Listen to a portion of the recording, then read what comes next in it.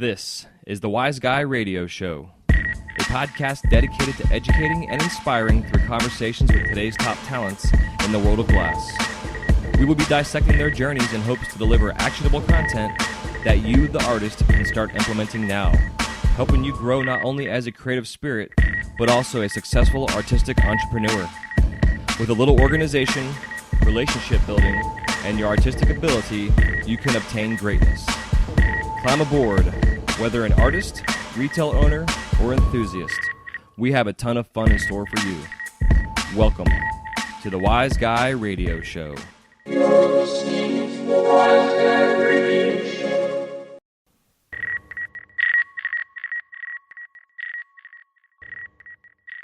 This episode of the Wise Guy Radio Show is brought to you by Mountain Glass Arts. For the month of March 2018, Mountain Glass is offering their Boro sale, Chinese color and clear, rod and tube at 40% off. No coupon code necessary. They just have the sale already up there. And for all you beautiful soft glass nerds, they have their Creations is Messy sale. Rod is 40% off right now. Just put in the coupon code MESSY. That's MESSY. And they also have some kiln sales going on right now. They have their Scarab Glassmaster 33. It's a 27 by 16 by 12, 240 volt kiln. They have a really good sale right now. They got it. Actually, it's $1,000 off right now. Holy shit! Normally these things are $3,800 and $3,875. Right now they're on sale for $28.99. And they also have their Genkin chili pepper kiln, which is a killer kiln. It's a great traveling. It weighs about 6 pounds.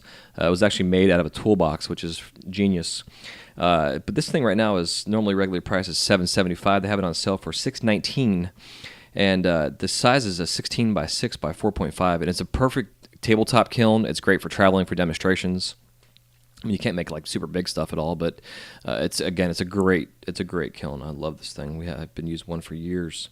They have their Bethlehem Alpha Burner right now on sale for $187, as well as their multi-mix hand torch that Nortel makes. Normally they're $343, and right now it's on sale for $274. They also have a ton of new colors coming in. Just companies, there's just all kind of stuff coming out right now in this industry. It's amazing how much is going on in this glass world. So for any other questions, comments, and concerns, just go to mountainglass.com. That is mountainglass.com. This episode is also brought to you by The Flow Magazine. The Flow Magazine has recently extended their deadline for the marble and paperweight entries. Submissions are due March 30th. They are asking that if you could make sure your pictures are high resolutions at 300 DPI, and there is an attached email form I will have in the show notes for you guys. Basically, you can submit anything, marbles or paperweights. It's dedicated, the 2018 Marbles and Paperweights issue. Any style of marble, paperweight, any skill level, whether you're a beginner, intermediate, or advanced, submissions will be considered for publications. Gallery entries, general interest stories, plus health, safety, or other technical articles, as well as tutorials are also welcomed. So if you have any kind of information you'd like to share, any kind of step-by-step tutorials that you have, you can also send those into the Flow for the summer 2018 to be considered basically for publication. A lot of times too, if they don't use it for this specific issue, they will probably or may use it for a future issue as well. But again, make sure you have everything photographed in 300 DPI. I have a link in the show notes that you can send directly all your information to the Flow Magazine, to Maureen over there. And again, the deadline is March 30th, 2018, and this issue will be coming out June 15th, 2018. And don't forget, if you have yet to subscribe to the Flow Magazine, all you have to do is go to their website, theflowmagazine.com, and you can use promo code WISEGUY and receive 10% off their annual subscription. It's a quarterly magazine. It's freaking phenomenal, and I have been subscribed and have been reading this thing for a long time. Subscription recently is new, but I have been reading the Flow Magazine for a long time, and they have definitely influenced my work over the years. So definitely go check them out, theflowmagazine.com, and subscribe today. Hey, what's happening? Welcome to the Wise Guy Radio Show, episode number 188. This is your host, Jason Michael, and thank you so much for tuning in today. Today's guest is Terry Sharp, who is Grand Master Champion of the recent Tournament of Fire, first annual Tournament of Fire competition that just happened this last year, that the folks up at Cherry Glass put on. And for those who are not aware of what the Tournament of Fire was, the Tournament of Fire was an online social media on glass challenge, basically, tournament. It consisted of 3 different tournaments inside of one, basically. So they had part 1, part 2, part 3. Each part had several artists that were involved in a kind of an elimination challenge, basically, where first round was a chillum, second round was a spoon, third round was a Sherlock, I believe, and then the fourth round was a kind of a water pipe final piece, in a sense. Then each of the rounds winners, or each of the 1, 2, and 3, I'll say as the rounds to make this simple. Round 1 winner, round 2 winner, and round 3 winner all then came together and competed in the grand finals this past couple months back. And it was pretty cool to see this, just the concept in general was taking advantage of the new live streaming that Instagram and Facebook has. Gave a chance for the artists, including myself. I was in the third round. I didn't make it through the first competition part. Lost by about 4 votes, I believe it was, which was pretty crazy. But that being said, it was a pretty cool concept and gave the artists a chance to really involve their tribes and followers through this whole process. It also gave everybody a chance to really learn how to live stream and how to use social media to their advantage. And it really showed in the end with the winners, how it really paid off. It was pretty cool stuff, and it was exciting, the concept and process. The finals were actually supposed to be a live in-person competition that kind of fell through this year, but understandably, as you start something new, there's going to be some stumbles and falls and things that get in the way that don't always go as planned. But I do know behind the scenes, we're all talking about this upcoming year and what's going to be going on with it, which they're doing some changes to the rules, how the voting is going to go, just in general, the whole process. But the concept is still there. The foundation is still there. And I'm really excited to see what this upcoming year is going to be. I'm definitely going to be competing in it this time around again. And then in hopes that if I don't go to the finals, then I will definitely be involved in the grand championship round, either hosting it or some kind of commentator of some sort, which is what we're going to do this year, this past year. But again, things kind of fell through, just the way life is for everybody. But it worked out in the end. It was pretty cool to see. There were some different organizations online through Facebook that helped to live stream, helped to rebroadcast, and it's just pretty amazing. Terry gets into all that on this conversation. Terry also talks about his humble beginnings, how he got started, introduced to the Flame. He had a pretty serious injury through some point halfway or so during his journey he's had, which we actually discuss in the final round towards the end, the Crash and the Kiln round. Something I didn't want to ask him because I knew about it, but I wanted to have him discuss it at the end because I knew it was probably his worst injury in the studio. It's pretty crazy stuff what happened to him, so definitely stay tuned to the end for that. And also at the very end, I get into our conversation, kind of a recap of the episode, things I found that I definitely appreciated, and just kind of some key bullet points I point out. Typically what I'm trying to do is just do it my intros here without before the interview, basically, just to kind of come in blindly. But because of timing-wise, just way the things, the scheduling has been this first quarter of the year, I'm just recording now before hitting the edit button and get everything lined up for you guys to have this now broadcasted. But again, super excited for where the show is going. We're back on track with interviews and episodes and everything else. We've got everybody back on track and lined up for upcoming interviews and episodes. Going to be bringing the Glass Vegas folks on to talk about this past trade show and their perspective as well on the trade shows and where they are, especially because this is their second year doing it. And it's just a lot of fun. The industry is definitely in this weird flux. I'm definitely seeing a lot of people posting through social media, kind of just talking about those that are out there complaining about their finances or, kind of hemming and hawing, not being able to pay their bills, etc. And I get the struggle. Trust me, I've been there. It's not an easy industry to be in. It definitely is very volatile, especially as an artist. 1 month you can make 10 grand and then you don't make shit for 3 or 4 months. And it's just the way that works. And when it comes to this kind of industry, and especially just in business in general, you have got to think about your glass business as its own separate entity and make sure that you can keep that thing running and secure by putting money aside in terms of budget and savings and all that kind of stuff. And I've talked about this a lot in previous episodes. I'm going to be going through past episodes that are actually no longer available on iTunes because iTunes only allows us podcasters to post 100 episodes. So anything, basically, let's see, I'm at 188 now, so more or less the first 88 episodes are no longer available. They are going to be available on the website, which I have another 4-day weekend here. Just the way my schedule at work has worked out. So I'm going to be on the website and uploading all kind of stuff. Just getting everything planned out for you guys, creating web pages. Everything's coming together. The website is all cleaned up. If you go on to wiseguymedia.com, you'll see there's a lot of new things I've added, just kind of updated some coloring and just the layout and stuff, just making sure it's all kind of cohesive and doesn't look like a scrambled fucking mess, because, it's like our work sometimes. It looks like a scrambled mess, so just learning this process, and especially because even though I've been doing this now going on year 4, it's still new. I've been blowing glass now for 19 years, and I still feel like it's new for me.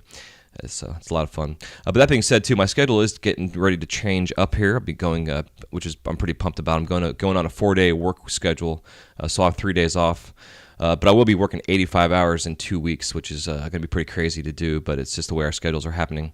But that being said, it's going to give me more time to focus on this podcast, focus on my online courses, as well as getting my work orders out there. I've rejoined my connection with Joint Forces as them distributing my work, and they're basically going to be the exclusive contact to get a hold of any of my functional work that I do on the side. So if you're a shop owner listening to this, or anybody wants to collect my work, Joint Forces will be the go-to. They'll be selling at the trade shows and doing all the wholesale out there on the road for me, which I definitely appreciate those guys a lot. And at some point in time, I will be getting them on the show to talk about their history with Nady and Phil out there. So definitely stay tuned for that. Pretty excited. But yeah, so other than that, just kind of rambling here, thinking about things I haven't really talked about. But I'm going to go back to older episodes of business and talk about, what a squirrel fund is in a sense, and just the volatility of what it is to be an artist, doing the trade show circuit, the ebbs and flows of the trade shows, the oversaturation of the trade shows. Just a lot going on in our industry. And Terry and I talk about in this episode just where the technology is going with the smoking apparatus, with the vape pens and the vaping industry. I personally feel that there are so many millions of people in this country, because we all basically sell inside this country. I know we sell out of the country as well, but the majority of our customers and clientele are in the U.S. For those that are listening to this in the U.S., if you're listening to this outside the U.S., you have your locales, your areas, and I definitely want to bring more of international flavor on this show, talking about what's going on in Europe and Japan and Australia.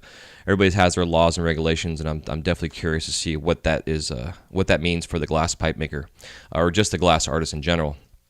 But that being said, with the vape industry right now, there's definitely a small percentage of the industry that are going towards vaping, but I still think that there is the majority of the industry is still all about the glass, whether it's for working or using it for the modern smoking stuff, or if it's for the old schools who like their flower still. Definitely think it's kind of not putting all your eggs in one basket kind of concept, but I definitely do think that the vape industry is going to affect this glass industry a little bit, but I don't think it's going to really affect it until we have a full federal legalization across the country. And at that point in time, we can have that discussion, because who knows, the full federal legalization may actually potentially hurt our glass industry, or it may help it. We don't really know yet, especially when companies, major manufacturers, technology companies, distributors, and retail places like a Walmart, for instance, hashtag not sponsoring the show, they potentially one day could, and I know some places are, Walmarts are selling pipes.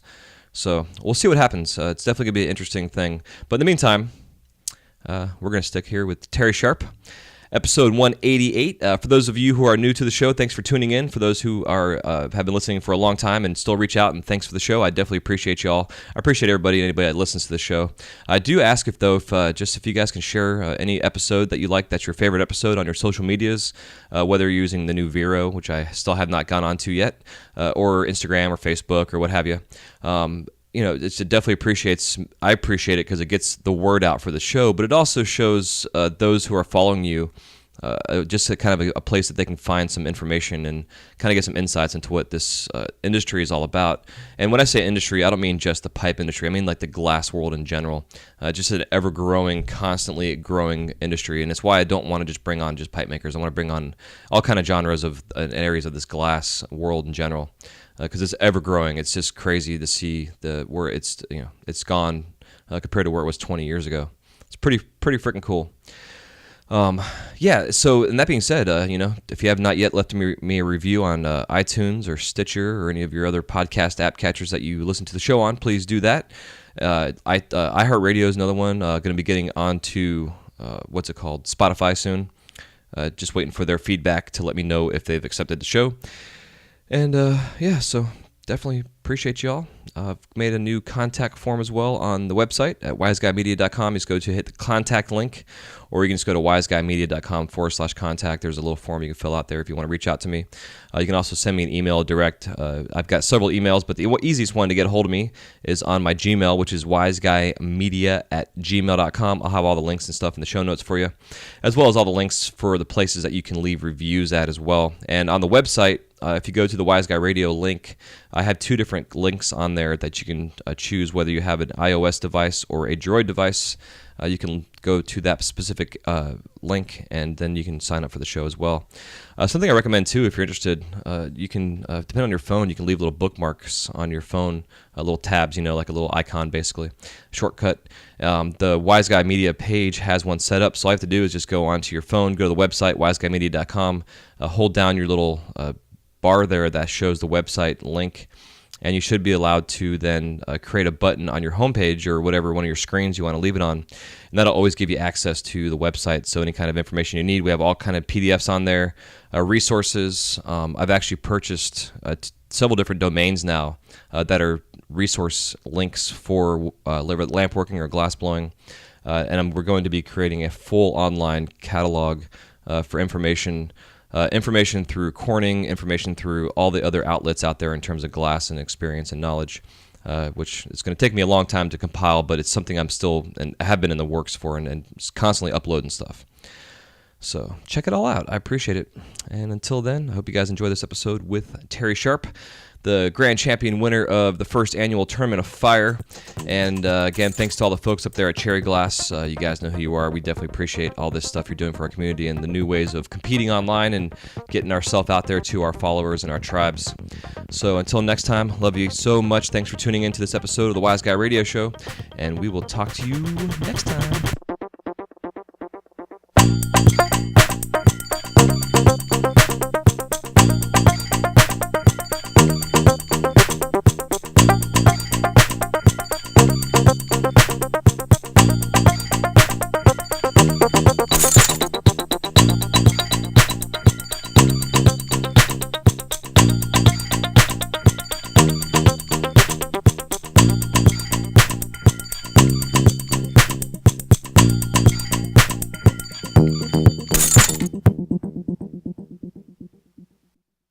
Hey, what's up, Terry? Welcome to the show. Hey, how you doing? Pretty good, brother. Pretty good, man. So, lots of reasons we have you on here today. One of the main reasons is you're the grand champion of the Tournament of Fire, the first annual full-on tournament they had, which was 3 separate rounds, and you managed to win the first round that you were in and then made your way to the finals and then kick some ass, and it was actually pretty close to the end there. It's amazing when you get all the voting counts and stuff. It's dude, it was neck to neck. Yeah, it's pretty funny. I think I lost my round by like 8 votes. I think is what it came down to, like by the public. Right. So it's pretty fun though. I think that those guys up there that are doing this, it's definitely something new for the industry and innovative in a sense as well with using social media. Yeah, they have nothing like it. There's not a contest like it. Most of the contests, you got to show up and bring your equipment. You have to work in a foreign environment. And this one, you get to work in your own shop and do whatever you want to do. Yeah. In fact, when when they were doing the results, I was at home on the couch watching TV, just like going, "Come on, man! I'm losing by 5. When are these people going to vote?" Start calling your mom and dad and grandparents and family. When I won my first round, I was going through TSA security at the airport. Oh no shit! like when I was doing the first round, like the first session Mhm. is what they call it. Yeah, I was like standing in TSA line. It was like, oh, I beat out that one guy. I just won. And I like did a little victory dance, and the guy behind me was like, what's that about? I was like, oh, I just won some online contest. Yeah. That's awesome. Yeah, so it's kind of weird in that respect where you're kind of just sitting by yourself going, wow, I just won something. Yeah. And you don't have like all your homies and stuff around. Yeah. So a little weird like that. But Yeah, yeah. the whole Absolutely. concept of the tournament is it's a great opportunity for people. Yeah, it's killer. It would have been, it would have been cool to have the final round live like we had all talked about doing, but things happen, and I was kind of actually because they had reached out to me to come host it and be like the main stage in a sense and introduce everybody. When we Yeah. were going to do it up at Legacy. Yeah, yeah. And I was thinking about it. It's like, well, January, February up there in the like deep north of the central of this country is fucking cold that time of year. And I'm from Right. Florida, man. I'm gonna be bringing everything I wear just at one time to just layer myself up. Right. Yeah, I was really looking forward to having it live like that, Yeah. Would have been Yeah, I think definitely as we all continue to talk about the evolution of this tournament, I think ideally, I have a lot of ideas myself that I've been kind of playing around with over the last couple of years before they even started doing this, and I've talked to a couple of shops and galleries and stuff about possibly hosting these kind of events. So I think it's definitely something down the road that could be a full-on, like something that you would see on, that you potentially could be on some cable television network show, down the road. Yeah, that's like that Forged in Fire Yeah. show. If you ever watched that, it's same lines. Yep. I think it would be awesome. I even brought that up to the guys at Cherry Glass about it. Yeah, it's funny you say that, dude, because when I'm out at Disney working a lot, I get a lot of people that come in. They're like, you ever do any forging? And I'm thinking to myself, I bet you only know about forging because you've seen that shit on TV. Yeah, right. You know? Exactly.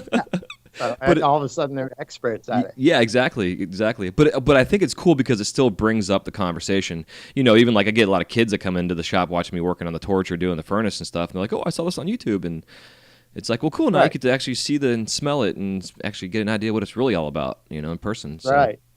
So Yeah, it's- that's the nice thing about the Tournament of Fire is you can go live. You're going live on Instagram, and you can kind of interact with people that way. This year for the Masters event, they brought in that World of Bongs page from Facebook, Mhm. which exposed me to like 235,000 people, Yeah. which was insane. I'm just working in my studio. I'm just zoned out doing what I'm doing, and I look over and there's like 4,000 people engaged in what I'm doing, Yeah, makes you all nervous and and shit. it's really kind of surreal. And, Yeah. and when I closed it down, and then the guy got back to me and he's like, "Yeah, 235,000 people saw that." Fuck yeah, that's just like- awesome. Whoa! I was like, "Man, I didn't even have my hair combed." And then like my family got to watch it.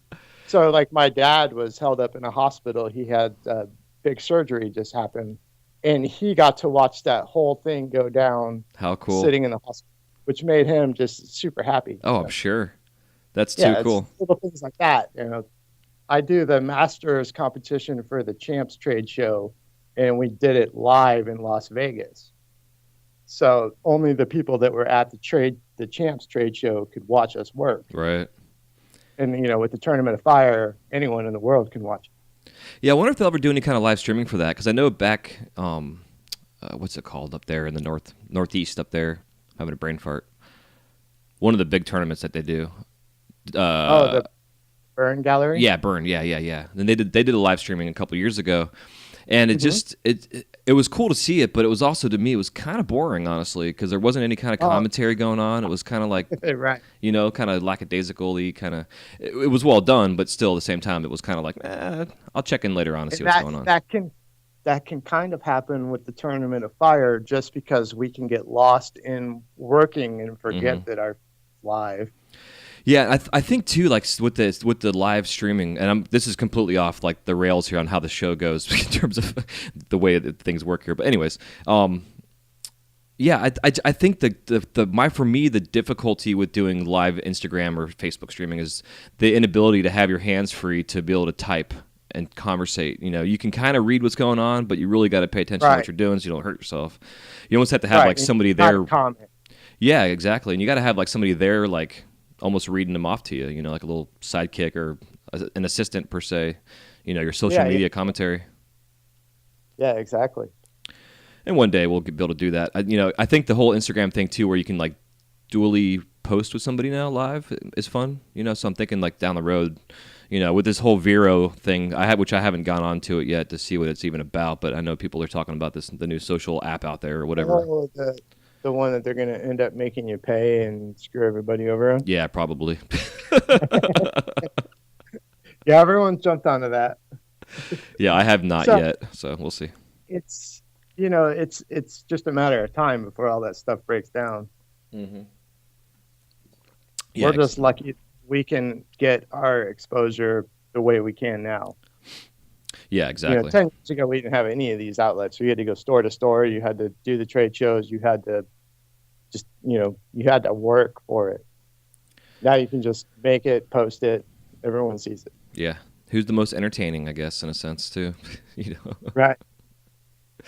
So, yeah, man. So to get the show back on the rails here, I'd like to kind of start off always with asking my artist how you were introduced to the Flame. So if you want to get us started with that and how kind of give us a little bit of your superhero origin story and how you started blowing glass.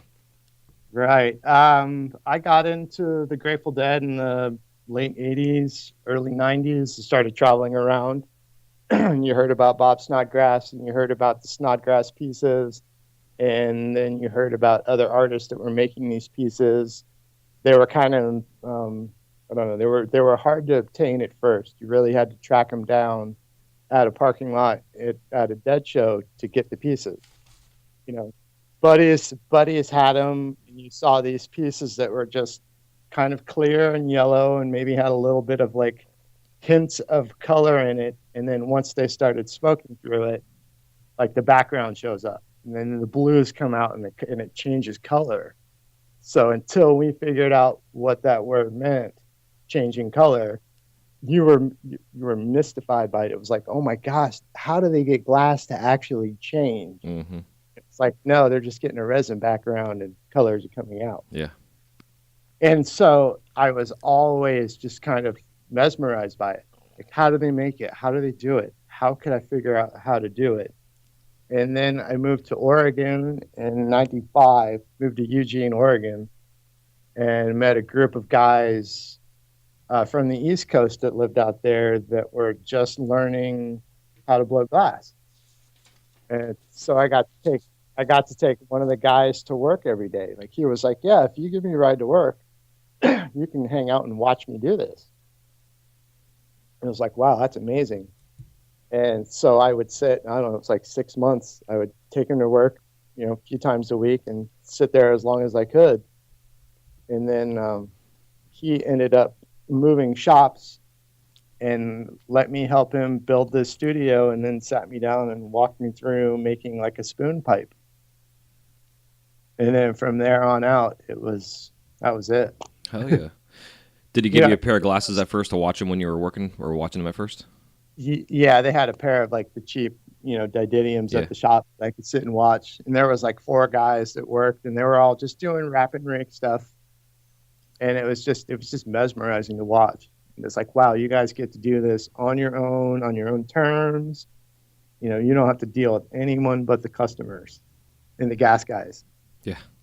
And they were paying the ass. It was, yeah, right. Oh, and back then, there was a driver that would come down from Portland to Eugene, and he would have a truck full of liquid tanks. And it was like on a Wednesday was the only day he would be in town. And that was the only day you could get liquid. Other than that, you had to go, get tanks from the local welding shop. Heck yeah. Yeah, the days of liquid. I remember running K tanks, and I'm like, man, this is like $500 a month it's costing me. How can I get this to be more efficient?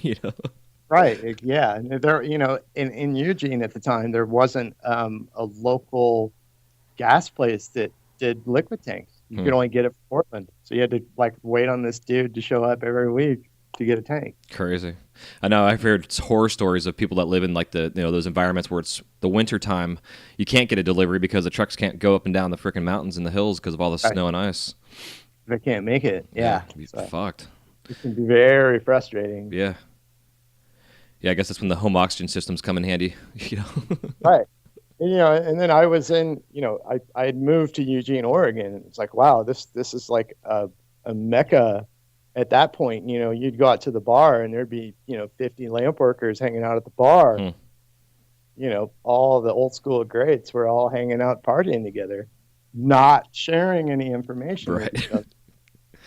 But yeah, it was very hard to get into. Like, you really had to know people to know how to do it. Do you find like the sitting though and watching for that long and just seeing the repetition helped you in the beginning when you actually started melting glass?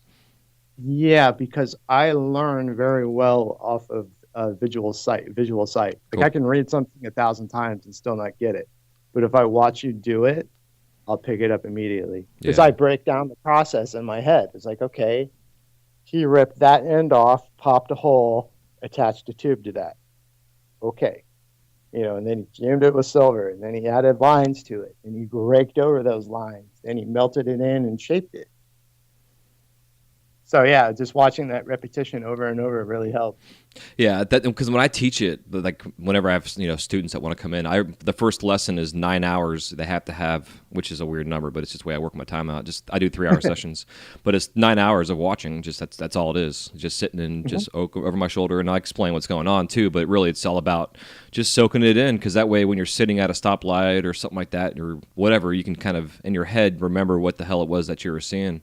I'll give them like Right. punties and pipes and stuff like that to bring home to practice, hand movements and muscle memory stuff. But yeah, the visualization, dude. And I guess that being said, with the way you're talking about breaking things down, did you, early on in your life, did you ever have any kind of inclination to want to get into any kind of like field that had to do with that kind of stuff, like, engineering or architecture or, design of No. some sort? No, I was a punk rock kid who played punk rock music. Nice. So until I got into the Grateful Dead, which is, I'm not into all the hippie music. I just love the Grateful Dead for some reason. I love that culture, that, that just whole world to me was how it needs to be, Yeah. And then the glass pipes were like in the middle of that. It wasn't a glass pipe, it was, of course, like snotty pipes and whatever. Hmm. And it wasn't blown up like it was now. It was completely underground, and it was just like, whoa, this is cool. Then I got into it. I didn't think 20 years later I'd still be blowing glass. I think at the time it was like, oh, this is a good hustle that won't get me thrown in jail. Right. Well, not as much of an exposure to be thrown in jail as Yeah, exactly. any other. So I've always kind of been against the grain, so to speak. And, I've always had a love for fire. I always loved to burn stuff when I was a kid. So Hell yeah, me too. it's like, wow, I get to do this, but in a productive way. Yeah, exactly. Yeah, it seems like to be a common thread amongst all of us in this industry. Little Right. pyros at heart. And for me, like the allure of it all was, you get to do it on your own. Like I skateboarded. I love the fact that I can just go off on my own and do this thing, and no one's judging you, no one's telling you what to do. You're just doing it. And if it works out, it works out. And if not, you try and figure out how to make it work out. Yeah, exactly. Well, and man, I always do compare our industry to the skate industry. It's like there's in skateboarding you have fundamental technique, but then you take that technique and you put your voice into it, and the glass is the same fucking way. Exactly. It's a craft. Hmm. Yeah, it sure is. And Now there's people doing sculptures and they're making it more art, but the functional fundamental of it all is a craft. Yeah, exactly. Yeah, I tend to that, like people ask me about when I'm doing hot shop work and about it being an art, and I'm like, well, I'm making ornaments all day, so I can make them artsy, but really this is all a craft, in a sense, same thing, just like you're saying. Yeah. There's the art and then there's the craft, and I think the Yeah, majority there's like a weird fine line with it, as with like everything that deals with glass, because you can make anything out of glass. The possibilities are endless with this stuff. And it's just a miraculous substance. Yeah. So that being said, when you started off on on your own in a sense, what were some of the first things you were making? I was making spoons, oneies, 2-piece dry pieces, because I really hadn't figured out the seal to make a bubbler. Hmm. And I didn't like the grommet setups that were back then, where you just pop a hole and put a grommet on a piece of 9.5 and drop it in. Yeah, the old days, right? Yeah, So I basically mimicked what everyone else was doing because you kind of had to figure out the fundamental basics. Hmm. You had to figure out how to make a spoon pipe and how to do a wrap and rake to be able to evolve from that and not just kind of surpass that and go, oh, I don't need to do that. It's like, no, you need to learn that stuff. Yeah, it's like pulling points. That's what I always preach on Right. here. You just got to learn it. Yeah, exactly. I mean, you may never use them. I don't use them anymore, but I certainly know how to do them. Yeah. And half my career, I pulled points. Yeah, and I'm sure it So- taught you a lot of hand skills too in that process of repeating that over and over and over and over. Right. And so, at the time, I started back in September of 97. And, Inside Out was just starting to show up. And the first year that I worked, I didn't have a kiln. So we were dipping stuff in vermiculite to cool it down. Hmm. We were actually making slides for JBD. And we would just, fill our desktop full of slides and take them to JBD and throw them in the kiln. So very kind of limited as to like trying to do Inside Out, the thing would crack Yeah. because I didn't have a proper kiln to put it in. So I learned how to do all the surface work, learned how to make it nice and even so they could cool down in the vermiculite. Did you ever do the crock pot vermiculite deal? No, I have just recently heard about that, and Yeah. I was like, man, that's a great idea. Yeah, that was like when I did the Renaissance Festival because we were limited on power out there, so we just had like 3 crock pots, and we all just Right. had our own little crock pot. We drop pendants and whatever into, and again, like you're saying, shit cracks all the time. Yeah, Yeah. it's an unpredictable substance, Yeah. especially when you're doing thick, solid stuff. Hmm. With the hollow stuff, you can make it to a certain diameter thickness and keep it even, and it's you don't even need the vermiculite. Yeah, you can bench just cool. Yeah, exactly. Yeah, it's funny because I talk to a lot of new guys about that, about the vermiculite and the crock pot thing, and it seems to be still something that's able to be used. And I guess like back in the day, people were asking about it, the asbestos properties in the material and in the vermiculite stuff, and from what I've seen, a lot of it now is asbestos free, so there's nothing to really worry about. And I don't even know if I think maybe the hot glass might be too hot that would be hot enough to burn off that stuff potentially. Oh, like a vapor off of it. I was about Right. to say, if you just rinse it really good, you're going to get any kind of substance off of it. Yeah, yeah. But yeah, just one of those weird, cautious things I've had thought about years and years ago. Right. Yeah. Yeah. The Champs Summer Games this year, I told them that they need to do a vermiculite or a no kiln challenge, where you have like a couple hours to make a piece, but you can't put it in the kiln. And dump it in the vermiculite. Yeah, that's a good idea. That's a hell of a challenge. Yeah, right. Because I'm sure a lot of these, a lot of people coming up now, they have all these affordable size kilns, so you can buy a small kiln for a few $100s and get going. You don't have to worry about not having it. Yeah, exactly. Yeah, I always like the chili peppers and stuff. Those little benchtop. Oh man, they're great. I got a buddy that just makes the nicest stuff out of a chili pepper. Makes big pieces too. Hell yeah. Crazy. Yeah, that's long enough in there. You can lay some things on their sides. Yeah, exactly. It's cool because like I get a lot of people like that reach out asking about that stuff about small kilns, and there's like the Bluebird that's out there, but I always find like that's really set up for beadworking because there's so much insulation inside those things. There's like no room for anything, like the cavity And inside. it's all kiln brick. Yeah, But exactly. With the chili pepper, it's like that cloth substance. So yeah, it's way more forgiving. You can stack more in it. Yeah, exactly. And it's a great.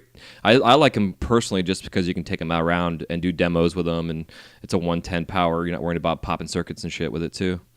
Exactly. Yeah. They'll pop right in. See, I just got done moving back to Indiana and trying to get set up in a studio, but I have to have 240 power because I have this big ass Paragon kiln that I bought in Denver, and now I got to drag around. Yeah.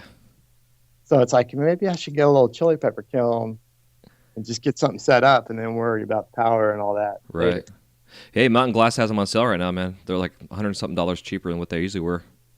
Right. Yeah, they're like 5 or something like that now. Yeah. Because they went up in price to like $700 or something like that, which I get because they're, the demand on it probably has been higher because of the popularity of Right. them. But what a great Yeah. idea, though. Anyone that's ever asked me about starting off on a kiln and what to get, I recommend that one. Yeah, absolutely. But who'd have Just thought for to the take a fucking toolbox and turn it into a kiln? Right. It's genius. It is. Hell yeah! So when you were first selling your stuff off, were you doing it on tour, with the Dead, or were you just kind of doing what you're saying with JBD? Yeah. By the time I got into it, Jerry was dead, so they were just starting like the further festivals. Okay. Yep. So it's like you went to fish shows, you sold them at fish shows, and then you would go to further fest and set up and sell. But already by that time in 97, 98, it was everyone was learning. So you would have people coming up going, well, I can get this cheaper here. Like you already started to see that kind of attitude come into the segment. And for me, it was like, I'll just take this stuff back to Indiana and sell it to my homies. Yeah, exactly. Because like I grew up in Indianapolis, had a lot of friends that smoked, and there were no pipe makers here. And I lived out in Oregon. I would come back a few times a year and bring a case of glass and sell it to all my buddies, or take it to the local store and sell it. And it's smart. Yeah, and then 1999, I had to take care of some legal issues that I had in Indiana, and ended up like moving back and found 2 stores within an hour apart that basically supported my whole career. I literally just had to take work to both of those stores, and they would buy everything I made. And yeah, there was like about 4 or 5 of us artists that were just surviving off this store, making like 60, 70,000 a year off the 2 stores. Fuck yeah. Yeah, I mean, it was so nice because it was local, but at the same time, my name wasn't getting national attention. Right. Right. People were posting on glasspipes.org and getting recognition and stuff. And it was like we were just working in Indiana doing our thing, not even thinking about the future of it. Mm-hmm. We were still kind of the outlaws. You were at risk. This was during Operation Pipeworks. Yeah. Like pipe dreams and all of that. So there was always a risk that the law could come in and shut it down. So we just kept it as kind of quiet as possible. Yeah, that's how we were in Florida too. Same kind of thing, And I would post on glasspipes.org once I found out about it. I think I was like one of the first 30 members on that thing, like when it first launched out, and it was like the whole protest against the Operation Pipe Dreams thing. As like, this is an online gallery. We're promoting these artists, and that's when I started seeing the Jason Lees and the Scott Deppies and the Marcells of the world coming out, and then just blowing up. Oh man, it was fucking, where'd these guys come from? Like I always say, like Scott Deppie is a fucking alien here. How did they get that solid color in that? How did they do that? Yeah. How the fuck did they get that shit so bright, all those colors without boiling them out? Mm-hmm. How the fuck? Yep. Damn. Yeah. So frustrating for someone like me who wants to look at something and mimic it. Mm-hmm. Oh yeah, it was very humbling. Oh yeah, man, completely. Because that's all we had was the shops to go drive around and see what new stuff was coming in, and then try to memorize what it looked like, and then go home and try to duplicate it, as close as you could, just to figure out what the fuck it was, and then put your own voice into it. Because I'm sure you were kind of the same boat, not wanting to duplicate everybody's work out there, but same time learn the technique. I want to know those techniques to know them, mm-hmm. and then put my own twist on them. Yeah, exactly. Yeah, we had one guy. I don't know if he still has a shop or not, but kid Colby, and it's his shop's called It's All Good. It's down in Sarasota area here in Florida, and he was like the one shop locally that he knew all the guys out in the West Coast. So he was always bringing stuff in from Humboldt and what have you. And man, it was so cool just seeing just the evolution, just like the super high end heady shit that was coming out of California. And then the heady scene started in the East Coast, up in Philly and stuff, and he was getting some of that shit in. It was such a different style of work. So it was like I was having all this stuff coming around. I was like, oh my God, I got to get to work. Just yeah. Want to figure it all out. Yeah, and then I came across a buddy in California who knew Marcel and Jason, and it was when Jason and Marcel were doing the Living Glassworks company, and I got to do a class with them in 2008 in April. and it forever changed my whole perspective on glass and just my whole process of making glass. You know, it Okay. was like, oh, that's all you guys did to do that? Great. I did this and this and this and this and this just to get to that step. Right, exactly. Yeah, it's amazing, man, when you can see that. Like we were talking pre-show, you know, it's like you go take a class and it's like, man, that is a lot easier. Well, you know, quote unquote easier, but you know, it's simplified than what you Right. really So, think it is. you know, we had a shop in southern Indiana in Bloomington called Amused Clothing, and they got pieces from Eugene Rain from Matt and Misha, Hmm. and from like Banjo in like 2002. So I'm seeing all these multi-sectional solid color pieces, and I'm going, wow, that's a lot of work, because every section I would make, I individually made it. I didn't know they made a big prep and they just tore pieces off of that. Hmm. So here I was, like, taking 5 times the amount of time to make something cool like that. Yeah, spending hours. Yeah, until I realized that, hey, it's just kind of like a production setup. Yep.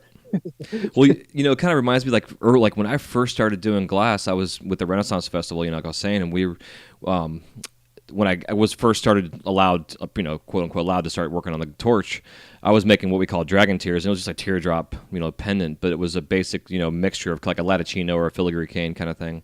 And I was doing the Right. same thing. I was making them one by one.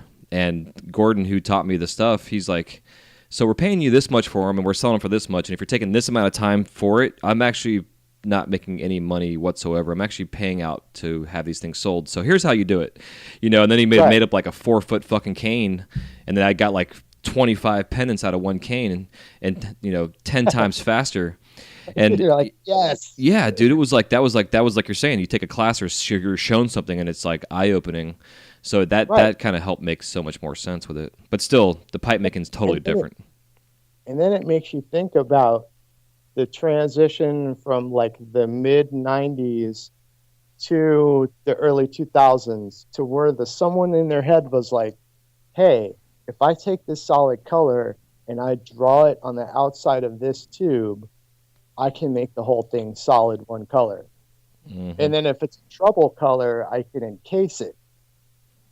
And, you know, just those pioneers, like, you know, Jason and Ease and ESP doing the stacked reversal stuff. Hmm. That, I never even thought of the concept of that. Of, hey, if, you know, if you make the tube half one color, half another color, by the time you reverse the thing and wig it out, you can realign those colors back up and create a whole nother pattern. Yeah, exactly. Like, those people, like, that stuff is insane. Like Scott Depp drawing on the outside with paper thin color and it flipping it inside out. Yeah. Who thinks of that stuff? Yeah, yeah. You know, Well, like when the first Inside Outs came out, that's what I was doing, cutting and flipping. Like I had no idea you just like laid the color inside a piece of tubing. I mean, because I kept burning my fucking hand. I'm like, why am I burning myself? Until a buddy of mine showed me just take a piece of wet newspaper or whatever and toilet paper and shove it in the blowpipe and clock it up.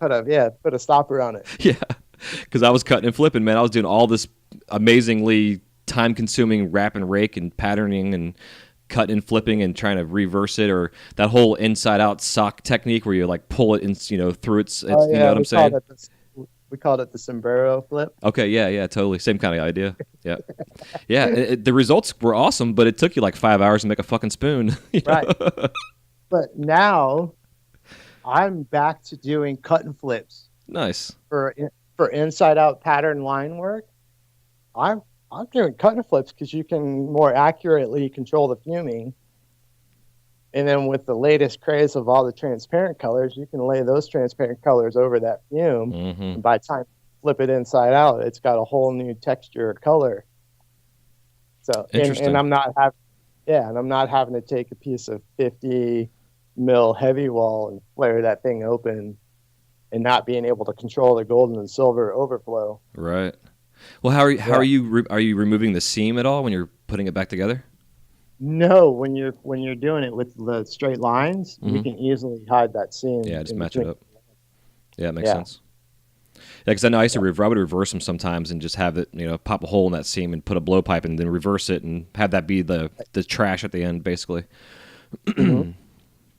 Yeah, the good old days. Yeah, and that's funny you say that, man. Because like myself personally, I've gone back to just doing like wrap and rakes.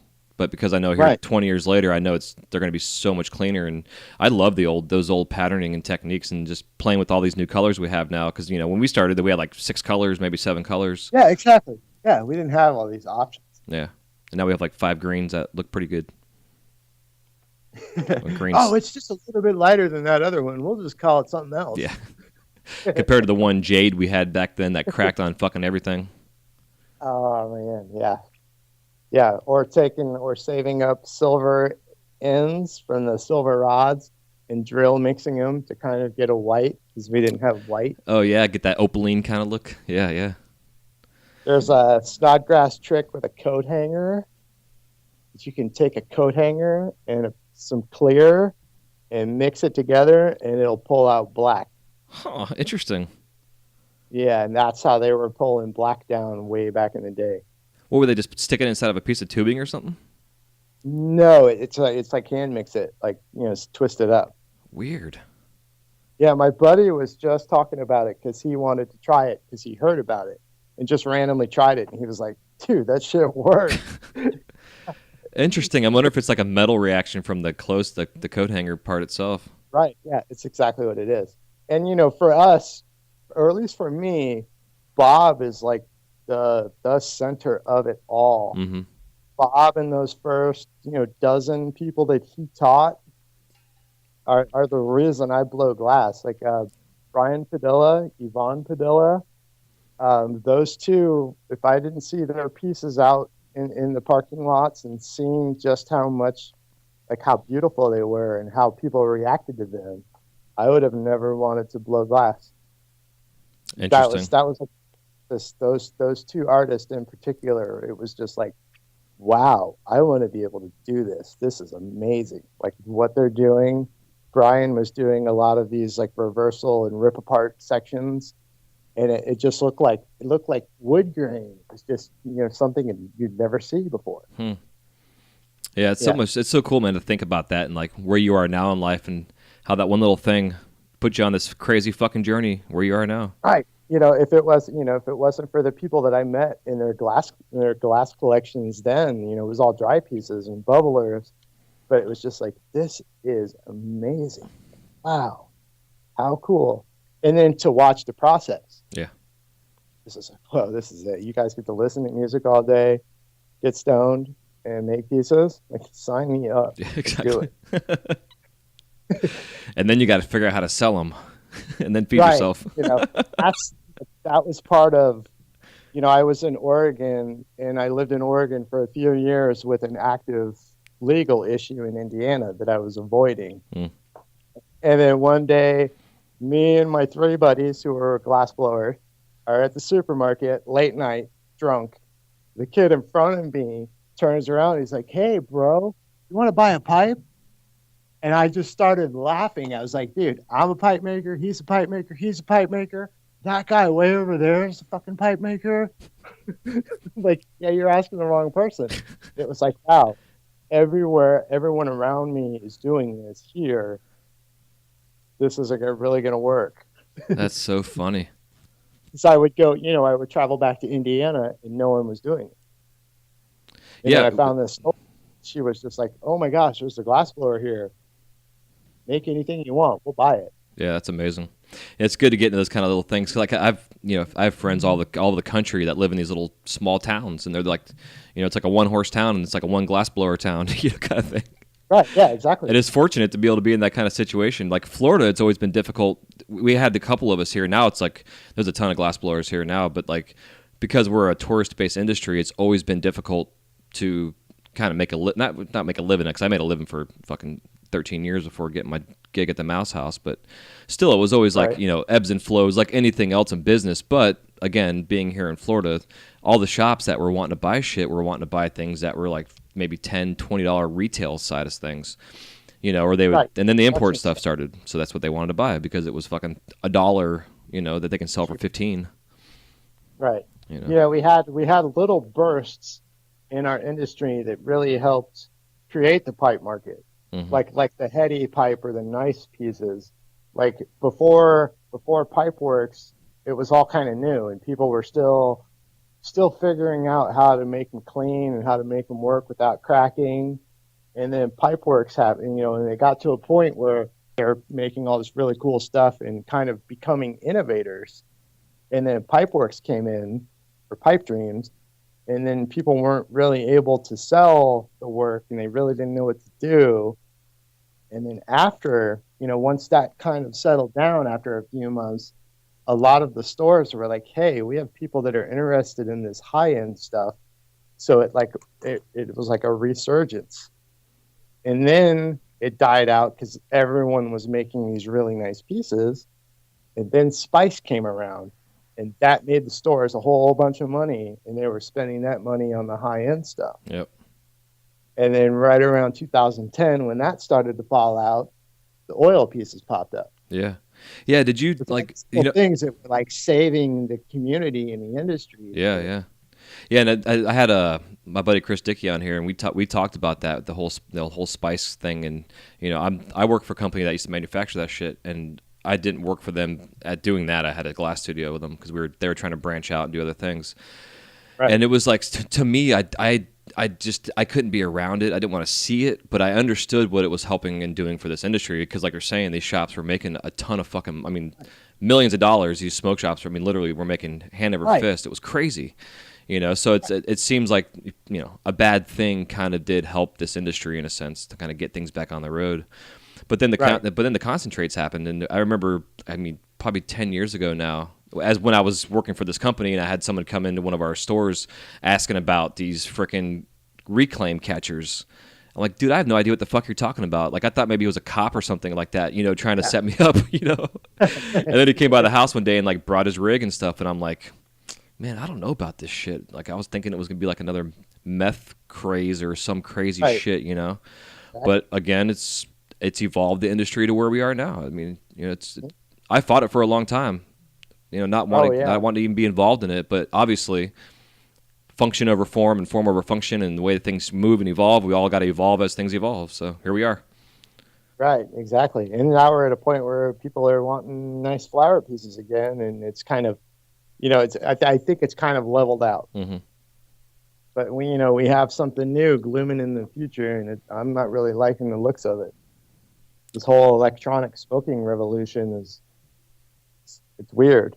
Yeah. It's weird. It's weird. It's weird. Legalization is not going like we planned it.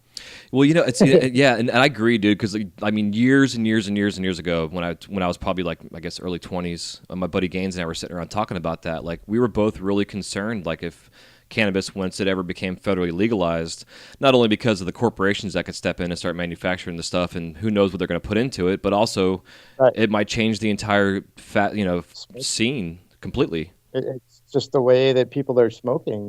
The whole vape culture Hmm. it's evolving into the cannabis community, and all these electronic smoking devices are being made, and people, it's geared like yuppies and the kind of people that looked away from the cannabis community because it was so blacklisted forever.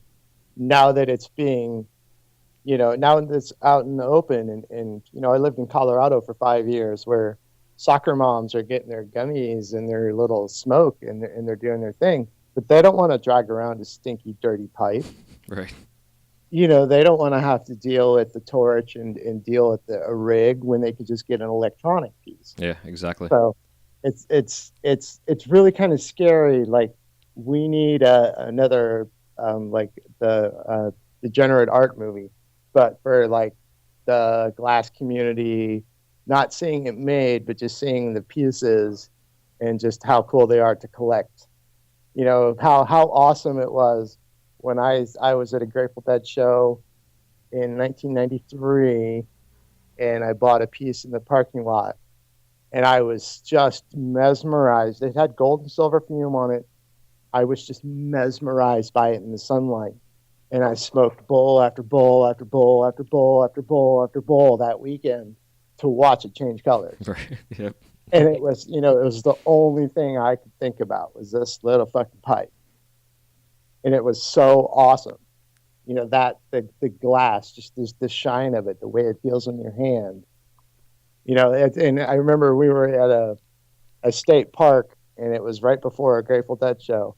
And this older lady was like, "Oh, I just bought this little pipe. Look at it. It's so cool and so clear." And then we went to the show.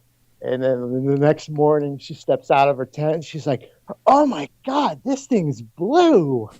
And it was, just a little silver fumed piece, nothing special. And they had smoked on it all night, and then all that blue got exposed. And her reaction the next morning was priceless. That's it was amazing. Like, yes, this is what glass is about. Like that, that moment that she's like, "Whoa, it totally changed. This is awesome."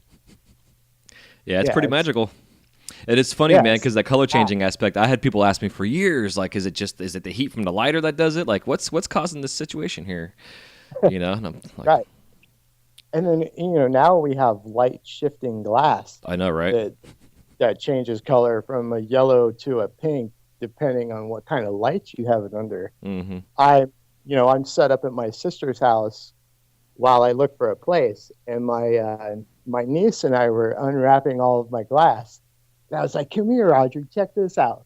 And I put it up in the light, and then I switched it to a different light, and she was like, "Whoa, what the fuck?" And I was like, "Yeah, isn't that cool?" Yeah, it's so cool. I don't even know how it works. Oh, you and me both, dude. I understand like the properties of light refraction and stuff like that, but I still have no fucking idea how do they figure it out? Yeah, it's crazy. Because like for the longest time, like the Chinese purple amethyst that's like the original CFL. And I've been using that shit for years, not on my own, but like over at the Mouse House. And I remember one day I went down to the basement to go grab it, and I'm looking for it before I knew it was a CFL. And I'm like, I have a case of it sitting in front of me, and it's blue. And I'm like, okay, so where's my purple at? So I grab it out, and I'm walking up the stairs, and I'm like, oh man, it was changing colors going up the stairs from light to light. And I'm like, this is fucking amazing. Right. Yeah. So it's still to this day.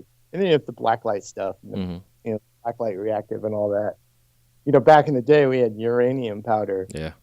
It was sketchy to use, and would barely work. Yeah, there was a guy in Texas that had a bunch of the uranium glass he was selling it, and my buddy Daniel, who taught me some of my pipe stuff, when I first got started, he had a ton of that shit. And we used to coat it over some like 25 mil clear rod and stretch it across his basement, and it was still glowing afterwards, like crazy glow. Wow. It was like we would write like "fuck you" and different things like that inside pipes that you couldn't tell what it said. Yeah, and then all of a sudden you're in a black light and it's telling you to go fuck yourself. We used to do that. With the gold and silver fuming. Oh yeah, totally. So like, I had a buddy call me up. He's like, "Dude, why am I smoking out of this piece? All of a sudden I'm seeing a bunch of cuss words in it."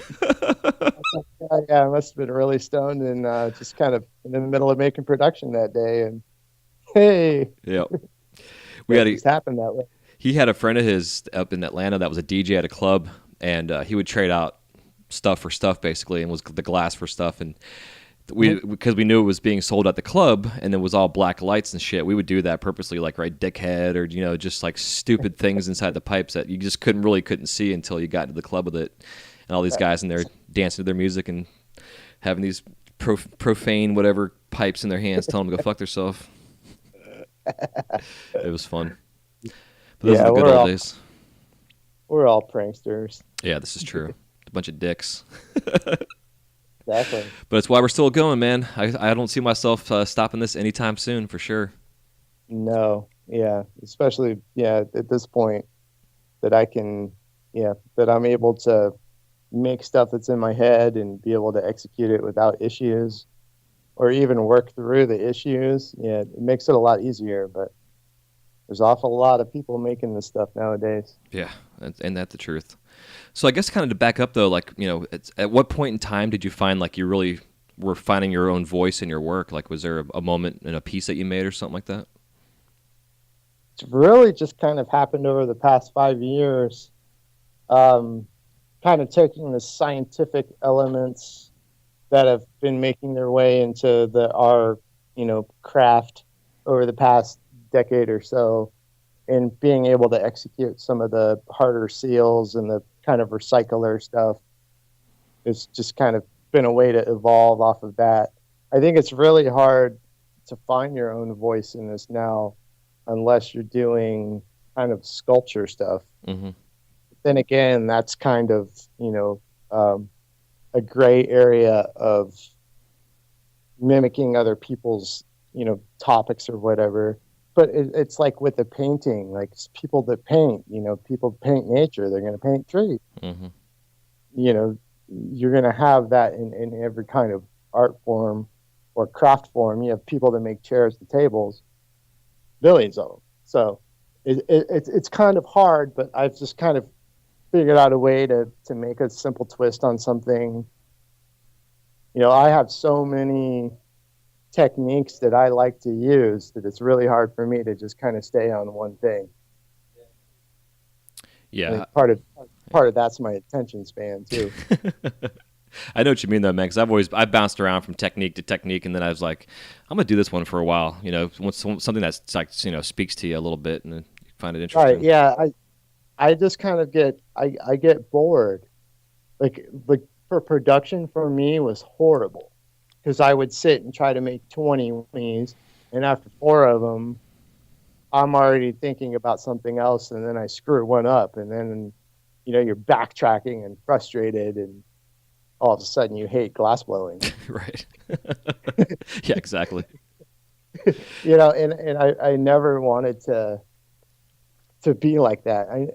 I see some people that are really kind of structured, and they can go and they can make the same thing over and over and over and over and over and over and over, and that's how they do. But for me, it's the challenge of trying to come up with something different, or the challenge of, hey, I like the shape that guy got. Wonder how that worked, or that artist got. How did they do that? I've never made a flower before. Let me try and make a flower. Let's stick it on the side of something. Let's just. And then when I moved to Denver, I got into a studio with Mad Rob. Okay. It's was a Florida guy before, and the level of stuff he was making I'd never seen, like the scientific stuff. I'd never been exposed to it. So to be able to watch them do that stuff on the lathe and then go, hey, I can do that on the bench. I can figure out how to make a Jesus seal. And then we had another guy come in that was making fab eggs, which 6 years ago were like the mecca of pipe making, like the hardest piece to make. Yeah, it was the holy grail for sure. Yeah, so I figured out how to make those on the bench, and I got really good at them. And then I figured out the Jesus seal that way, and just kind of was able to take steps and processes that I learned there and add it to something else.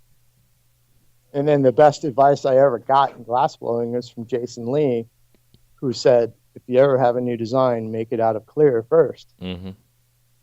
And then figure out how to make it, and you're not wasting, you're not wasting product while you're trying to figure stuff out. Yeah, exactly. Yeah, man, I preach that all the time. And because I've always done it myself, and I always find too, if you can make it in clear, to keep that piece and just put it away or use it for a reference. You get to use it. And, it's great. Yeah, exactly. One of the last shops I was in Denver, one of the younger guys came up and he's like, why'd you do that out of clear? Why waste the time? And I was like, why waste the time? What if I screwed it up in color and then I just wasted all that color? And he goes, oh, you just go buy more. I was like, no, it really doesn't work like that. Yeah, exactly. I was like, this way I can product test it. I can, figure out what adjustments need to be made to something. And I'm not, what if it's a recycler and you fill it full of water and you go to hit it and then it's a straw. Yeah. It's just shooting water up the mouthpiece. Am I supposed to just sell that to someone? Exactly. All the R&D. Well, my buddy Christian's he's a hot shop worker, and he's been doing hot furnace work for like 25 years or some shit. And he had a whole bunch of clear samples of his hot shop stuff. and he referred to them as a clear sketch, and how we saved them all. And I was like, man, that's really smart. Just the idea, because I draw everything on paper, and then I go from paper to a clear piece, and then from a clear piece to then what I finally want to make, and color and whatever else. And it's the way to go. I've never done the drawing part.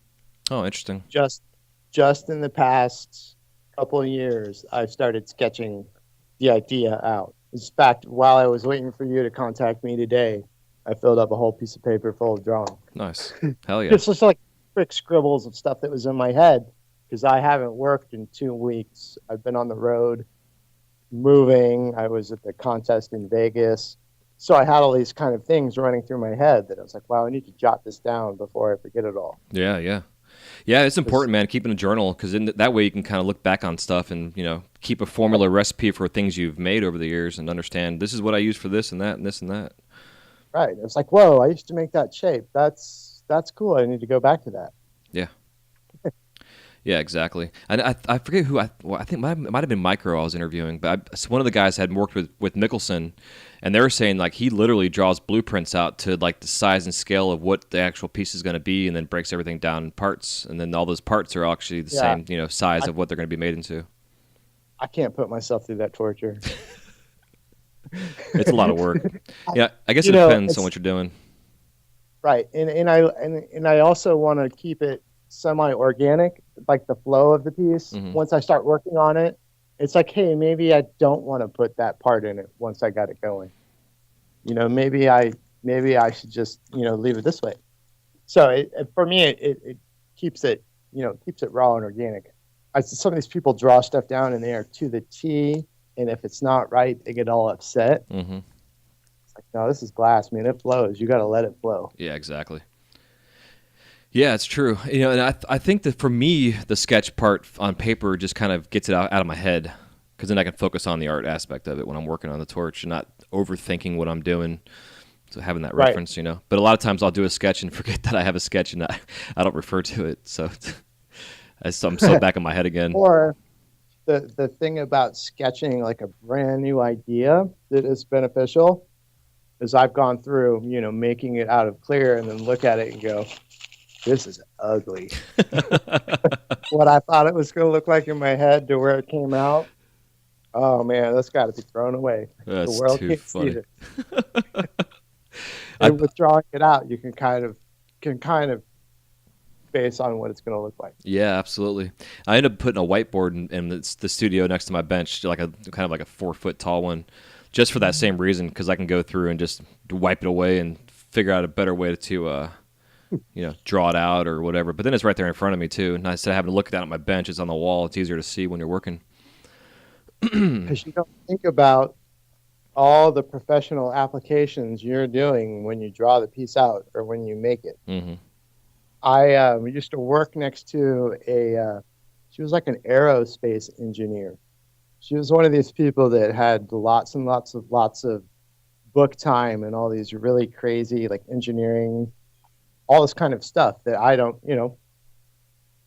I barely made it through high school. I'm no book smart, nothing.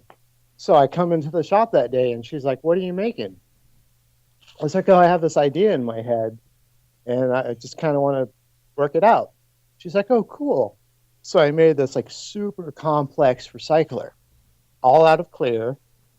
And I got it done. I put it in the kiln and she's like, you realize what you just did? You just did like science, math, engineering, all this stuff, and you never wrote down one thing or referred to anything else as like a template. I was like, well, there's processes that I go through in my head that over the years I know something will work, something won't work. But when she said it that way, I was just like, whoa, that's crazy. People pay like hundreds of thousands of dollars to get these kind of degrees. And here we are, just stoners throwing stuff down on a torch. Yeah. Not even think. Yeah. but I think it says a lot about our community, man. I think like on an intellectual side of who we are, I think it really speaks volumes on the intelligence that is in this community, because it's like, I'm sure there's some dummies out there, but for the majority of us, there's it's a pretty broad spectrum of some pretty smart fucking people who are rebellious by nature and love fire, but really it comes down to that, like you're saying, it's like almost a genius kind of level in a sense of what we're doing. Right, and it's all documented because you can line up, like, say, Bob and Chuck Murphy and those first few guys that were making glass way back in the day. If you lined up those pieces, all of the tools and supplies used for it, and then say you go to one of the top artists like Salt or Banjo, and all the colors, and you put all of their pieces right next to it, and just think of the timeline gap of 30 years. That's all it's been. Mm-hmm. The evolution of everything, tools, supplies, color, all of that. Yeah, there's some geniuses that Yeah, it's incredible. I know. are just disguised as stoners Yeah, making glass. bunch of burly dudes and chicks in their studios melting Right. shit. A bunch of fucking misfit hippies. Yeah, but then that's why I love this so much for me, because I've always wanted to get into engineering and architecture and design and building and shit like that. And for me, it encompasses all these things that my entire life I've always wanted to do, and now I can do it all in this one fucked up material that the science world is still trying to figure out. You know, it's like, Right.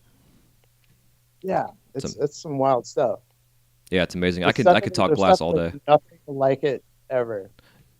No, and that's what I think that too speaks out to our community too. It's like in the art world, I don't think there's ever really been a movement in the art world like what we have right now with the pipe making, between the collaborations and, like you're saying, over just 30 years, the evolution that we've had. I mean, you look at the artists from centuries ago, from the sculptures and the paintings and stuff, to where we are now.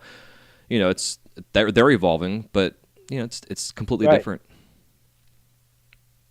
Yeah, and it just kind of popped up out of nowhere. Yeah, yeah, You know, it's been amazing. there forever and got hidden away from the furnace working in the soft glass people. Yep. Shit, now they're starting to work for silicate like soft glass. So Yeah. the possibilities are still endless. Man, and some of the stuff that's coming out of some of these hot shops and arts, you know, type of studios like that is just unbelievably mind blowing. Like seeing some of these cats that are making these like life size, surrealistic, I mean, just amazing like loggerhead sea turtles and whatever. It's just, Right. it's incredible. And you wonder, Yeah, like, we're pushing each other, where the pipe maker was the stigma to the hot shopper, and the hot shopper, back and forth, and now we're all working together. Right. We were a small cosm of the glass world when it first popped up, and we were looked down upon, and now we're being looked up to. Yeah. I'm getting ready to do a demo here in Indianapolis, like 2 weeks at a hot glass invitational thing, and it's done at a soft glass studio. And I did it 6 years ago, and they told me no pipes, no pipes, no pipes, no pipes. Don't even mention it. And then this year, I'm like, yo, I'm showing up. I'm not going to bring pipes, but I'm going to tell you that I'm a pipe maker, because that's who I am. And to even be invited and to do all that, it's like, oh, okay, I'll do this art stuff, but I'm going to show you guys the cool side. I'm going to make something big just off the torch. Yeah. So it's starting to come around. Here in Indiana is very conservative. So the whole cannabis community and all the pipe making stuff, it's very sparse. So. Yeah, I imagine so. But which again is beneficial for you, Right. Yeah, it's interesting to say the least. Yeah, I can imagine so. How are the laws and stuff like there? Like, are you? Is it conservative? Horrible. Super conservative. Yeah. Super conservative. I mean, it's horrible laws, but at the same time, it's a Republican conservative place. But families here. I lived here for a decade, blowing glass with no issues. I'm also a musician, so part of that tenure is playing in bands and traveling the country and doing that, which is part of why I stayed. Mm-hmm. And then, one of the bands played in Denver, like the day of, like the New Year's Day when they legalized it. I was like, yeah, I need to move here. Right. And then I moved to town, and I got into that shop. And I just never looked back. It's like, all right, I'm going to devote 100% of my time to glass blowing, and I'm going to make it work, and I'm going to get better at it. So, Hell yeah. yeah. You know, I'm thinking too, man. Like you mentioned the musician side of things. I find a lot of artists in this community are musicians and play music. Myself as well. Do you find like the years of playing music and understanding composition has helped you understand your medium of glass even more so? Not necessarily. For me, it's two different things. Um, with glass blowing now, it's more kind of a meditational kind of thing Hmm. where I can get lost in what I'm doing. And with music, you kind of have to pay attention to what's going on around you. Yeah, I think it takes the same kind of brain, Hmm. that can be creative and learn and explore that way. But I think as far as what I get out of them, I get two different things out of music and the glass blowing. What kind of music are you playing? Are you still doing the punk scene? No, no. I did punk stuff, rock stuff. The last group I did was we were just doing Grateful Dead stuff, Okay, which yeah, I'm actually going to go see them tonight. Good nice. friends. Hell yeah. Because like I just understanding the flow state that we get into in the glass. It's like 3 hours later you come back from what you're making and you're like, oh man, I'm in my studio still. Where the fuck did I go? Kind of thing. But Right. That's part of that, like meditational kind yeah. of. But you But have I you, also oh, go on. go ahead. Go ahead, sorry. Well, I was going to say ask if you've experienced that in music because I know myself I have. I've when you get on that groove where everybody's kind of in that moment, you can get that flow state going in music too. No, because I really have to pay attention to what everyone else is doing around. Hmm. Like especially with the playing Grateful Dead songs and the improv, and you get into jamming. You really have to be aware of what's going on musically. Right. What do Kind you? of like you're in a hot shop and you have all that activity of big things flying around. You Yeah. really have to be aware of your space. When you're at the torch, you're really just focus in and zone out. Yeah, I can see that for sure. What do you play So music a lot instrument of wise? bass player. Okay. Yeah. Okay. I get that And too because I play the bass, so I understand. The bass and the drums are the foundation for the music. right. And Timing a wise. lot of what I do, we have a really good bar in Indianapolis that hosts a open stage, and some of the best musicians I've ever played with come out to that every Wednesday night. And you're basically jump up on stage and start playing something. Hmm. Not song, you just start playing. Yeah. Say you're going to jam on A, and then you're going to move to E, and then you go down to D, and then back to the. And you're going to play 20, 15, maybe 10 minutes of that. But figuring out 100 different ways to do that. Right. Exactly. So my brain is like always working. I'm always listening to what the guitars are doing, always listening to every part of the drummer. Not just to like, oh, he's playing a beat. Oh, his foot's hitting like this, or his one hand is doing this one thing that I can play off of. Hmm. So there's a lot more thought involved musically. Yeah, there certainly is, especially being a bass player. 'Cause, like my brother-in-law was the drummer for our band, and him and we lived together for almost 3 years before he actually met my sister.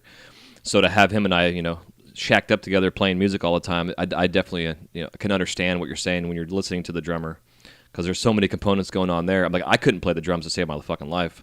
I can play all kind of instruments, but the drums, it's just, I can do a basic, hi-hat and kick drum kind of gimmick. But in general, to play the bass and to understand Right. what's going on with the drummer, I know what you mean now. I can kind of see that correlation where you really can't get that I flow. always had band practice in the basement of my house Hmm. growing up. So the drums were always left at the house. So I learned how to play drums. Nice. Because I could never afford to do it. When I was a kid, I wanted to be a drummer. My dad ordered a drum set off of Sears catalog, Hmm. and the day it showed up, I'd done something juvenile and stupid and gotten in a lot of trouble. And he pointed to the UPS guy and said, "Put that back on the truck. He's not getting that." Oh, shit. And then years later, when I tried to get into drumming, it was just too expensive. Yeah. It's like, whoa, all this stuff is way too much money. A bass is simple. It's cheap. Yeah, exactly.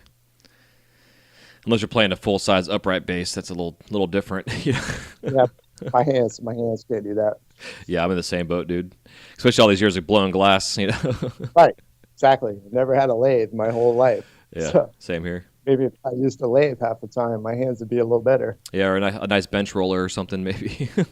Yeah, I use the bench rollers a lot. Do you? Cool. Still, yeah, I do a lot of like heavy prep work, like raw prep, like making tubing and stuff like that, Okay. back stack. I'm doing all that by hand. Hell yeah. So I going back to the glass part of things, I see your work kind of having like a robotic-y kind of, it's organic, but it still has like this kind of robotic kind of look to it, you know? Is that something that you're trying to go for with what you're working with your style-wise, or is it just kind of the way it turns out? I guess it's just the way it's turning out. Yeah, I did I've done the robot for the Tournament of Fire. Mm-hmm. And the thing with that, I made another one for a champs event, and I've seen a couple artists do a robot, and I was always like, that's fucking cool looking. I want to make one. And then I started thinking about it, and I was like, whoa, I could make one and recycle it. So I just kind of figured out that double uptake, double return, and turn it into a robot. Hell yeah. People loved it. People loved it. So they'll definitely be popping up. Yeah, it's a fun style, dude, and I like that that you're taking these and then you're doing multiple components and accessories and adornments and things on them too, to spice it up, so it's just not like a plain canvas, right, kind of deal. And I wanted it to be fully functional. You know, you have like the legs, like people will make a robot, they'll make like a body, mm-hmm, and just the body part is the only thing that's functional. And it's like, okay, well, you have these solid legs on this thing. And it's like, well, for me, a pipe should be fully functional. The whole thing's gotta function. So then I was looking at another piece. It was a robot where they put a perk in each leg. I was like, whoa, that's perfect. That way it's like, it's fun. The water's shoving up the legs into the body. Yeah, exactly. That's like, wait, I could shove that into the torso and spin it around and drain it back through the legs. So that's how that part came out of it. Huh, interesting. Yeah, I get frustrated with a lot of some of the sculptures where it's only being partially used. Yeah, exactly. Like just the body itself, the torso or whatever. Yeah. So. Hell yeah. Yeah, and it's just that like challenge to make it and to make it to make it work good. He's from High Riding. So yeah, it was just that evolution. Hell yeah. Yeah, it's fun. It's fun to pay attention to that kind of stuff, to then evolve your work that way. Because a lot of what I do are recyclers. And my buddy Huffy is the one that got me into making them. Because when I first saw him, I didn't really like it. And then I watched the water spin around, and I was like, wow, that's like art in motion. Yeah, exactly. Like, now you're making the water part of it and incorporating it. So. Mm-hmm. Yeah, it's always reminded me of those donation bins you can put like a couple pennies into, and then they like just go around a spiral all the way down to the very bottom. It's kind of always reminded me of that. Right, it's art in motion. It was just another element of cool. In Ham and Waterworks, coming up with those concepts, way back in the day, it was mind blowing. Yeah, it's like, whoa, this dude is on a different level of thinking. Back to the evolution of our craft and all the little offshoots that come out of it, and all these different artists that were creative and with stuff. Yeah, it's awesome. And here we are now. Yeah, here we are now. So cool. Fuck yeah, dude. Well, I think it's a good time for us to take a quick break and thank some sponsors. And then awesome. we'll come back here and it'll be time for us to crash the kiln.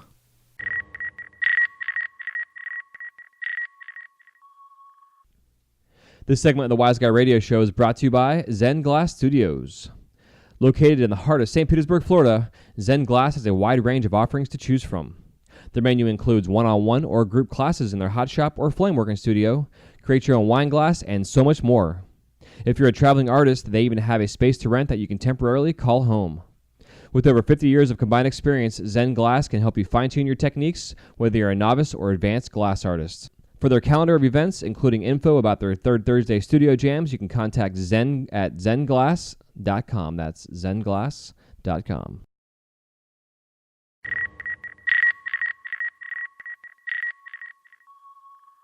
All right, cool. We are back. Quick, easy break there. So the Crash and the Cone round consists of 7 questions. I believe 7 questions still. And you can give me a 30 to 60-second answer on each one of them. You can also expound upon them if you want, as we always do. And the first question I always like to ask, which is a tough one, is if there's any living glass artist that you would like to work with and haven't worked with yet, who is it and why? Banjo. Just because he's a badass. He does a lot of really awesome stuff, and a lot of people look up to him. Yeah. And I think it'd just be fun to hang out and get in his head and work and hang out and shoot the shit. Yeah, agree. Yeah, he's definitely. I appreciate where he comes from. Right. Perspective wise. Hell yeah. What are your top 5 favorite colors in glass? Top 5 favorite colors? Yeah. Glow in the darks, the transparents, the opaques, all the colors. Just because we didn't have them before. Right. Good answer. Right. That's funny. What's your worst injury in the studio? Last year we had an acetone vat caught on fire. Ooh. I ended up trying to slide it out the door, and I got 2nd and 3rd degree burns up my entire leg. Jesus, dude. Yeah, I remember seeing about that. Was it electroforming? No, they were cleaning quartz. Oh. They were cleaning quartz tubes, and they were dumping acetone into a container, like a Tupperware. Yeah. And then the table that it sat on had paper towels that had acetone on it. Someone set a piece of hot glass down on the table, and it caught the vapors on fire. My buddy went to carry the container to the back door.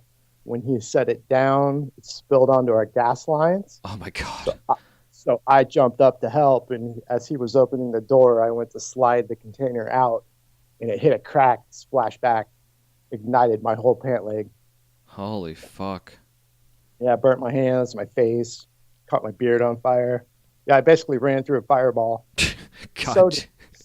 So did he, but he had sweatpants on. So out of my side vision, as I dove down to drop and roll, he's tearing off clothes like a cartoon character on fire. Oh my. He grabbed his shit and came over and put me out. So. Holy fuck. That's crazy. I can laugh about it now, but it was absolute hell. Oh, I can imagine so. Several months. Did you have to have any kind of skin grafts and shit like that done? I had a cadaver skin grafts, and then I had autograft where they take my skin and put it over my 3rd degree burns. Yeah. So I had 3 different surgeries. Man. How's the scarring and stuff? Are you good to go? Or you got some I got battle some wounds? scarring. I got some sensitivity issues. Yeah. I got, like, from the skin grafts, from the 3rd degree grafts, I have scarring on the back of my thigh. I had a huge tattoo on my leg that they managed to save. Nice. So all of that stuff was like 2nd degree burns. Yeah. Man. So crazy. And then another time I was cleaning a piece of 50 mil tubing, and the back half of it was cratered out, broken, and the towel slipped out of my hand, and I almost took my fingertip off. Mm. So there's been a couple of good ones. Yeah. Yeah, I'd say so. So, on a brighter note, when you're in the shop for entertainment purposes, do you watch TV, listen to the radio, or do you do both? We listen to music. TV is okay, but you get distracted. Cool. Yeah, we just put on like Spotify on some random station and just let it go. Hell yeah. Or pump the Grateful Dead all day. Nice. Hell yeah, get that groove going. Yeah, or early morning punk rock to get motivated. Yeah, I did the same shit in the mornings, dude. Like, first thing I'd get in the shop and put on like Rage Against the Machine or some kind of Right. old school punk. Just kind of get the energy going, you know? Yeah. Hell yeah. So, on the tattoo note, do you have any glass blowing themed tattoos? I have a wigwag reversal on my leg, and then my forearm is kind of a biomechanic piece that I'm working on that's going to have fire underneath it. Cool. Hell yeah. Yeah. If you could describe the sound of glass cracking in one word, whether like metaphorically speaking or the actual sound that it makes, what would it be? Oh shit. Oh shit, this thing just cracked. Well, I discovered you can feel it in your hand. Yep. So when you're working, if you have something bridged up and you hear a crack, it's normally the bridge.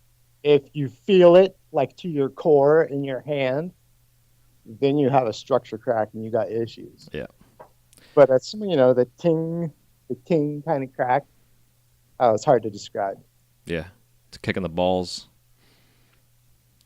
Yeah, one thing I've learned over the years of fishing, is learning how to feel your string getting, nibbled on by something. So that translated into my glass because I was the same way. I'd feel that crack, that vibration. It's like, you can feel that. It's like you're one with that fishing pole, and you can feel that nibble on your hand. Yeah. Like your muscles can feel that. One That's how it can be with glass. Like, yeah. I was working that Tournament of Fire robot, and I could hear a crack, and I'd laugh in my head. It's like, I didn't feel it. I heard it. So it's got to be one of these bridges. And I'd go back and find a bridge that popped. Yeah. The worst, though, is when it's in the kiln and that sound magnifies through your blowpipe like a fucking speaker. Oh. And everybody hears it. Yeah, you like set the piece in the kiln and go to close it, and about 2 minutes later, pop. Yeah. It's like, oh. Yeah, one of the things, because like I haven't really taken many classes, but one of the classes I took was with Joe P. and Peter Moeller. And one of the things they did a lot, which I've done since, was to not put your piece on the kiln floor first, like to put it in the kiln and just kind of hold your blowpipe and let it rest in the air of the kiln. Because yeah, exactly. Yeah, because otherwise, because that kiln floor is always basically hotter than the air in the temperature wise, and it allows your glass to get reacclimated. Or a good product plug, the Cascadia kiln mats. Yeah, I saw something about that. Yeah, tell me about it. I use it. Do you? I use them. I love it. It's a soft fire cloth that they put down. You can't burn it. I've put pieces in there red hot. Like you rip a section off of a tube and it's red hot. You go throw it in the kiln. Stuff doesn't burn up. It takes all your kiln dust off the floor, so your piece is never dirty. And it's a soft surface that you can set a piece on. Nice. I've had some cracking issues. I'll go to mouthpiece of pipe, and I'll go and throw it on the kiln floor, forgetting that the bottom of the piece is cooled off a little bit. Yeah. With the Cascadia mats, I haven't had an issue. Fuck yeah. I have to contact those guys. Because I've used like a liner, but it's like a hand spun wool, whatever liner stuff. It's so thin, it still gets just as hot as the base of your kiln is. Right. Which helps. But it's still kind of a rough, like those mats, the Cascadia mats, it's like cloth, so it's a softer surface. Yeah. I think that really helps kind of distribute the heat to the piece. Yeah, because even like the fiberglass liners that we use, like the kiln liners, they still have glass in them. So if your glass is hot, it's going to stick right to it every time. Or other people take the lathe tape and they'll kind of braid it and lay it on the floor. Same concept. Oh, interesting. I never thought about that too. That's a lot of work. Yeah, it looks really cool though. Yeah, I'm sure. Hell yeah, dude. So last question I'd like to ask is, what are your top 5 favorite tools that you use besides your torch and your glasses and your kiln? Top 5 favorite tools. I have a graphite press made by Blast Shield that I make all my Dichro flat cane on. Okay. Absolutely love that tool. Reamers, snips. I basically use every tool and I love every one of them. Do you have any sculpting tools that you use that specifically for that kind of stuff? I'm not much of a sculptor. Yeah. I basically, if I have to sculpt anything, I'll break out the old pocket knife. And hell yeah. Yeah, that works. Yeah, it works good. Awesome, dude. Well, again, congratulations on your win on Tournament of Fire, and it's pretty cool again that Cherry Glass and getting all the sponsors on board, and everybody's getting orders for their prizes, and just exposure, right. And again taking social media to an advantage in a sense, and using it to promote yourself as an artist, but also the community. It's fucking awesome. And having the stores involved is great. Yeah, because everyone, while you're building the piece, a lot of the stores were tuning in on, Instagram on the live feed, and then they were plugging that into a TV, so that the customers coming in were like, "Hey, what's that dude doing?" Like, "Oh, he's making a pipe in a contest right now." Yeah, it's too So cool. that was a whole other side of it that I didn't see. And like, I was in one of the first few sessions of the contest, so it's the first kind of year that they did it. No one really knew what it was going to be like. And while you're waiting for the public voting, all the homies in the shop are getting involved, and they're getting their friends online, and like everyone gets involved in it. Yeah. Yeah, so it's really cool concept. Yeah, it's super cool. Yeah, and I'm just looking forward to this next year to see where it goes. Right. Yeah, they've changed up a couple rules this year that I think will be beneficial. They're going to do a point system, so every artist will get to compete in all of the chapters of it. So, like before, it was like elimination. Right. Like if you didn't, you got out. Well, now it's a point system, so you can still have a fighting chance. Yeah. Fascinating. So for me, it was like, okay, I'm going to step outside of the box from what I normally do and come up with something really crazy and funky and see if it works. So it challenged me as an artist. Yeah, same with me, man. I was in the same boat. 'Cause, like the Chillum round is what I was knocked out of, but I was like, all right, what can I do here? Because like ideally, I wanted to take what I made in the Chillum round and then evolve that piece through the rest of the series that I was going to make. Right. But right. have that same, couple, idea was. Yeah, a few artists had done that. For me, it was like, okay, I'm going to do this crazy Chillum that I've made once before that people liked, and then the spoon. I was like, how do you make a spoon crazy? Mm-hmm. Oh, add a bunch of sections and bend them all up and make it kind of look like a spoon. So yeah, it was just kind of just getting outside of what I normally do and push it. Yeah, it's awesome. Yeah. It's good shit, man. Well, before we let you go here, dude, if you can give us all a little parting piece of advice to all the glass blowers out there, newbies and the OGs, and then also where we can find you out there in the world of cyberspace. Awesome. Advice I have to artists is don't get discouraged. Fight through whatever it is that's hanging you up. Don't be afraid to ask questions, ask for help. It's all about kind of overcoming the obstacle and just seeing what your limitations are and push yourself. If that thing keeps cracking, keep making it.